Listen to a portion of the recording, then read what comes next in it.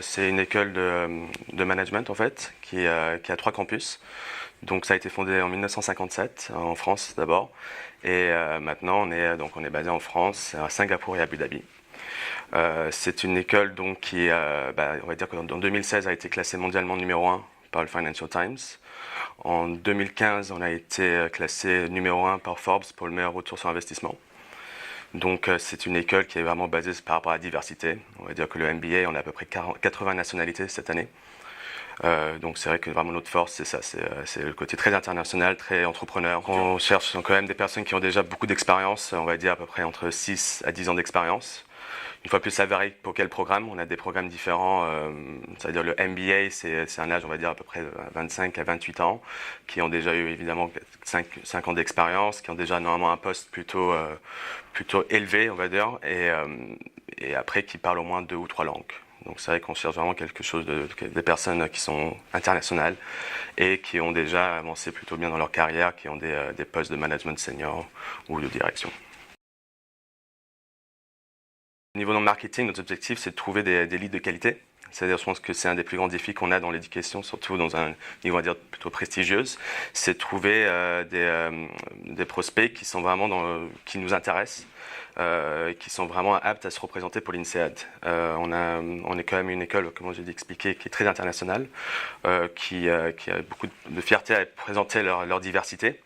Et donc, notre challenge, on va dire, dans le marketing digital, c'est de se permettre d'être accessible partout dans le monde et vraiment montrer une visibilité et une image de l'INSEAD globale. Marketing, on avait plusieurs approches. Donc, on avait le offline. Donc, par rapport à offline, c'était très souvent par rapport à des brochures où on était en avant sur des magazines autres. Par exemple, l'Economist, le Financial Times. Là, évidemment, maintenant, ça vient vraiment dans le digital. Il n'y a pas d'autre fois. Donc, à partir de là, on est vraiment sur des plateformes, donc autant sur des partenariats avec des magazines, comme toujours le Financial Times, on achète des espaces là-bas, ou sinon après le AdWords, énormément les réseaux sociaux aussi. Il faut comprendre aussi qu'on lance énormément d'événements et que la meilleure approche pour communiquer les événements, pour mettre en avant, on va dire, nos programmes c'est vraiment avec les réseaux sociaux, donc LinkedIn et Facebook.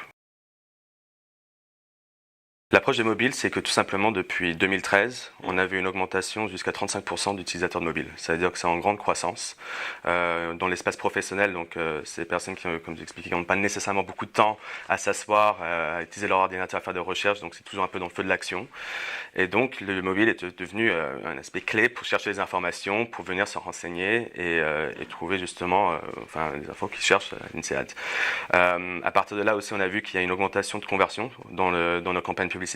C'est-à-dire qu'il y a vraiment une croissance par rapport aux utilisateurs de mobile.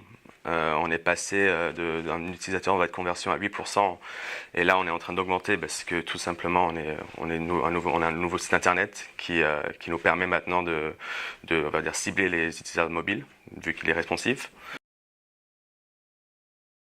C'est en développement maintenant, c'est-à-dire que là c'est vraiment trop tôt, vu qu'on vient d'avoir le nouveau site internet et la nouvelle infrastructure qui est responsive. Avant on s'était pas vraiment concentré de ce côté-là. Bon, on fait quand même des publicités sur les aspects mobiles pour nous mettre en avant, mais vraiment pour rediriger les utilisateurs, pour vraiment faire une campagne qui va être basée sur le mobile, on est en train de regarder ça maintenant. L'approche, c'est qu'on s'est rendu compte que même avant d'avoir un site internet responsive, on avait quand même des leads qui étaient générés par le mobile, dont 5% venaient du cross-device. Et que là, avec le site responsive, on a vu une augmentation de 11% de ces conversions. Donc on a vraiment vu une visibilité qu'il y a énormément de conversions qui sont créées par rapport à quelqu'un qui va utiliser leur mobile et après leur desktop ou vice-versa. Avant, il n'y avait pas d'engagement, quand quelqu'un allait sur le site internet avec un mobile, ils n'avaient pas nécessairement la possibilité de vraiment voir les informations, de comprendre comment le site marchait. C'était très difficile de voyager et de trouver justement les points clés. Lorsqu'on a un site maintenant où il y a vraiment la présentation, que tout le contenu est clair et qu'il y a les points call to action afin de créer ces conversions, maintenant on arrive à accéder plus facilement à ses besoins. Je pense que c'est vraiment entre le desktop et le mobile, donc que ce soit iPhone ou Android. Je pense qu'Android, il y en a beaucoup. Il faut compter qu'il y a quand même 60% d'utilisateurs Android en France ou plus même, et ça fait partie des possibilités de traquer le cross-device. Faut tenir en compte que le cross-device, pour l'instant, n'est que limité à des personnes qui sont inscrites, on va dire, sur Google.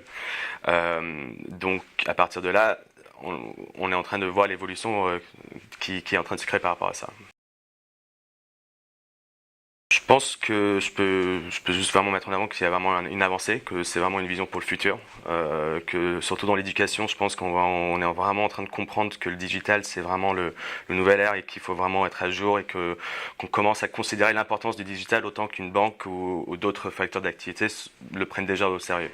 Je pense que ça a pris un peu plus de temps avec l'éducation parce que on s'est plus focalisé, on va dire, sur la réputation de l'école plus que la visibilité globale.